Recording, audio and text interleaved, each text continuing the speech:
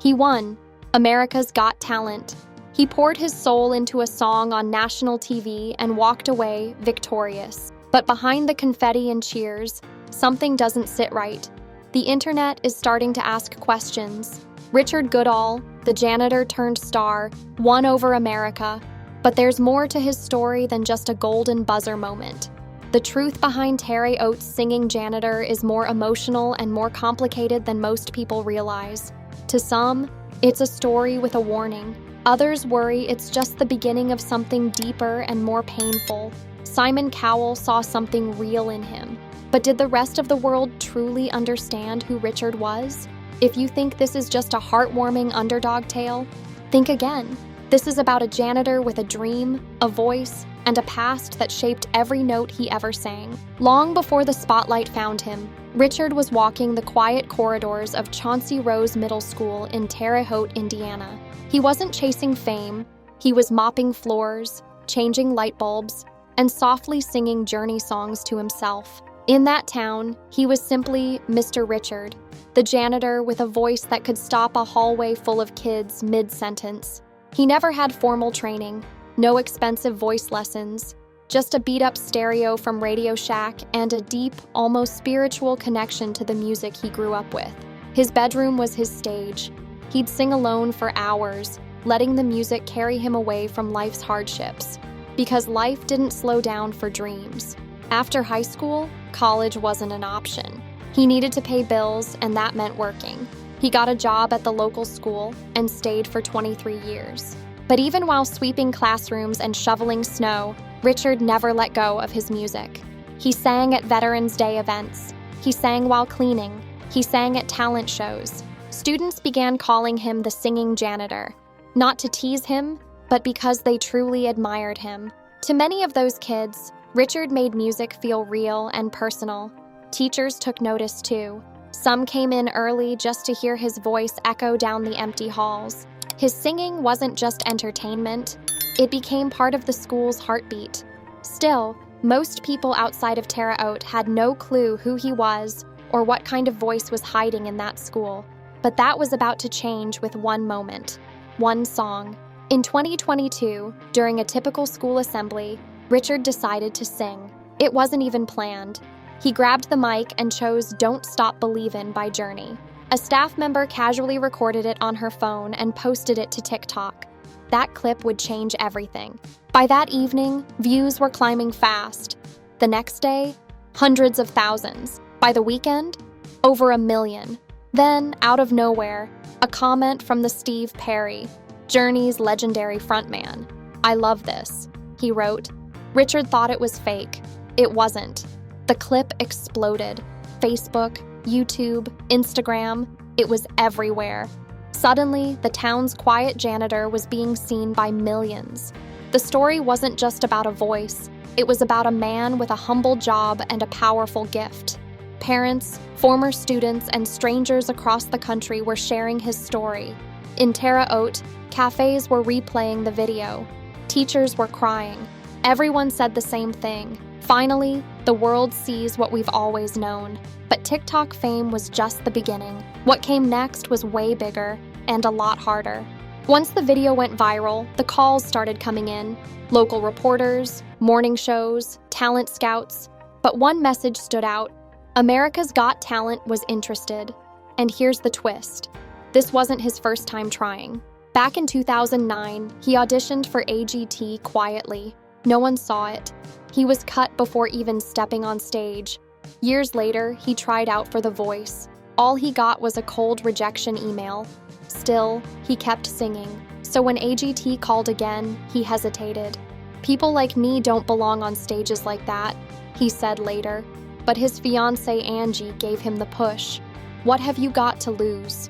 He packed his bags, brought a cooler full of cheap food to save on hotel costs, and flew to LA for the first time. Facing the judges, Simon, Heidi, Howie, Sophia, he chose the same song, Don't Stop Believin'.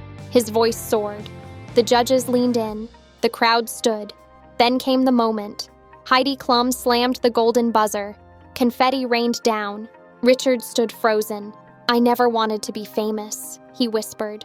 I just wanted to sing. Simon Cowell gave him a quiet, knowing look backstage. No words, just respect. In that instant, Richard wasn't just a viral sensation. He was a real contender. But the road to that moment was long and filled with rejection, doubt, and the courage to try again. And as he moved into the live rounds, he faced a question. Should he go back to his old life? The cameras stopped. The lights dimmed. But Richard Goodall went back to work. Just days after winning America's Got Talent, he returned to Chauncey Rose Middle School with a mop in hand. Same school, same job, no limo, no bodyguards, just Richard. To the world, this seemed ridiculous. How could a man who just won a TV show be back to cleaning floors? But Richard didn't see it that way. I'm still me, he told Today.com. This school, these kids, they're part of who I am. There were no flashing cameras in Terre Haute, just students shouting, "Mr. Richard," and teachers offering their usual hellos. The lunch lady still poured his coffee. The kids still begged him to sing. At a school rally, he was honored with the keys to the city. He wasn't a distant celebrity. He was one of them, living proof that dreams don't have to mean leaving everything behind. What the public didn't see was the weight Richard carried. Real life isn't scripted. And behind his humble smile, there was more going on, something he kept close. Before the fame, before AGT, Richard was a husband. He spent over 30 years with Patricia Sue. Their love was steady, filled with everyday joys and routines. Then in 2021, tragedy struck. Patricia was diagnosed with cancer. The decline was brutal. On June 19th, she passed away. Richard didn't do interviews. He didn't chase attention. He posted a heartbreaking message on Instagram. I did my best, but my best wasn't good enough. His words were raw, filled with pain. He described cancer as getting punched in the gut, then being told to keep going. He grieved the only way he knew how, by singing. Eventually, life nudged him forward. A year later, he posted a photo, him and a woman at a Mexican restaurant. Fun night with my lady at Taco Tequila's. Her name was Angie Van Van. She made him laugh. She encouraged his music. She was there when AGT called. They got married quietly, just days before the AGT finale. He was still grieving Patricia, but now he also had hope. In his pocket during performances, he carried a photo of Patricia. That was the part viewers never saw. They saw a confident man on stage. They didn't see the broken heart behind the song. They didn't know every note carried a memory. Richard Goodall found love twice, once in peace, once in pain. And though the world celebrated his AGT win, he knew the past wasn't done with him. Fame would soon test the pieces of him still healing. It brought joy, yes, but also silence. The kind that settles once the cheers fade. At almost 60, Richard wasn't a rising teen star. He was a widower, a school janitor, now under pressure to stay relevant. That weight, for someone already scarred, can be crushing. The applause felt loud, until he was home alone. Angie traveled. His schedule was messy. Many nights ended with a muted TV and no one to share the moment with. He kept thinking about the years he stayed quiet, the voice he never used. He stood on big stages now, but sometimes felt more alone than ever. People saw confetti and smiles, not the loneliness behind his eyes. When asked how he was really doing, he hesitated. Fame had become both a blessing and a shadow. Then came the backlash. Social media slammed his performances, called him karaoke, said he only won through nostalgia. Even worse, rumors surfaced. Claims of shady tech deals and misuse of his name for fake investments. FBI investigation trended. No charges came, no proof emerged, but the damage stuck. Was he used? Or did he know more than he let on? The truth blurred. Back home, though, Terre Haute stood tall. They didn't see a scandal. They saw Richard. When he couldn't afford to bring family to the finals, locals raised 6 figures in days. The town cheered, cried, and rallied behind him. His old band, Menopause, exploded in popularity and used their momentum to help fund music programs. Richard inspired kids to believe, because he once walked their halls too. Still, support can only go so far. Fame kept calling, and Richard had to choose: stay grounded or chase the stage.